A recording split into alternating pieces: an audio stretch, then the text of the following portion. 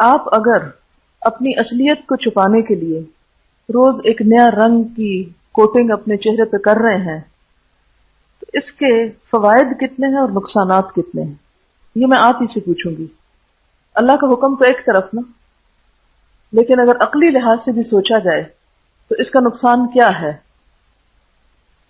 مستقل طور پر اپنی اصلیت چھپانا، کیونکہ ایک دو دن کی تو بات نہیں، ٹھیک ہے شادی کے موقع پر ذرا سا نکھار لانے کے لیے کسی حد تک اگر کیا بھی جا سکتا ہے، لیکن عام روزمرہ زندگی میں بھی اگر یہ طریقہ شروع کر دیا جائے تو اس کا کیا نقصان ہوتا ہے؟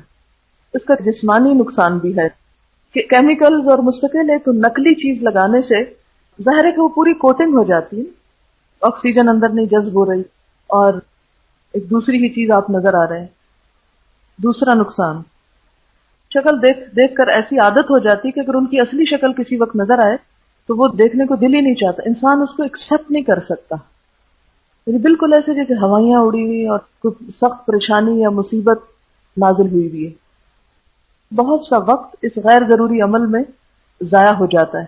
اب آپ دیکھیں جس عورت کو دن میں 5 دفعہ وضو کرنا ہو اور وضو کرتے وقت ظاہر ہے جو کچھ اوپر لگا ہوتا ہے اس کو مل کے دھویا جاتا ہے، 5 دفعہ آپ نے چہرہ دھویا اور 5 دفعہ نماز کے بعد پھر آپ نے ایک تسنم والی شکل چڑھائی اپنے اوپر، تو نتیجہ کیا ہوگا؟ بہت سارا وقت لگے گا۔ اس کے علاوہ اور کیا ہوگا؟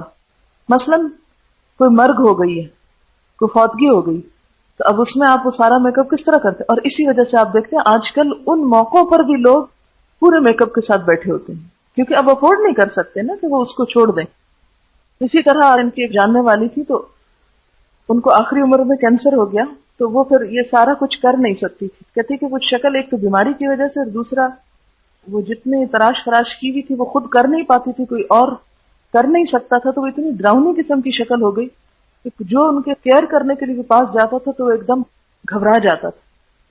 تو اس لیے انسان اپنی اصل پر رہے تو وہی زیادہ بہتر ہے۔ تسنع بہت زیادہ شکل پر ہوتا ہے تو اس کا اثر اندر بھی انسان کے جاتا ہے، اندر سے بھی انسان یا اس کا رکھ رکھاؤ اور طرز زندگی میں بھی ایک بناوٹ آتی ہے۔ قرآن پاک میں ایک آیت آپ پڑھیں گے، مما انا من المتکلفین، میں تکلف کرنے والا بنا کر نہیں بھیجا گیا۔ جب آپ اس کام میں زیادہ لگے ہو تو دوسرے کاموں کے لیے کیسے وقت ملے گا؟ جو پیسے فاؤنڈیشن اور اپٹن وغیرہ خریدنے میں لگائے جا رہے ہیں وہی اگر فروٹ کھانے میں اور جوسز میں اور اچھی غذا میں استعمال کر لیں تو نہ صرف یہ کہ چہرہ بلکہ باقی جسم بھی صحت مند ہو جائے گا۔ مومن ہونے کے لیے کیا ضروری ہے کہ راضی بالقضاء ہو جائے، یعنی قضاء سے مراد تقدیر پر راضی ہونا۔ یہ اللہ کا فیصلہ ہے نا کہ اس نے ہمیں ایک خاص شکل میں بنایا، یہ ایسی تقدیر ہے جسے ہم بدل نہیں سکتے۔ جب ہم مصنوعی طریقوں سے اس کو بدلنے کی کوشش کرتے ہیں تو اس میں خود نقصان اٹھاتے ہیں۔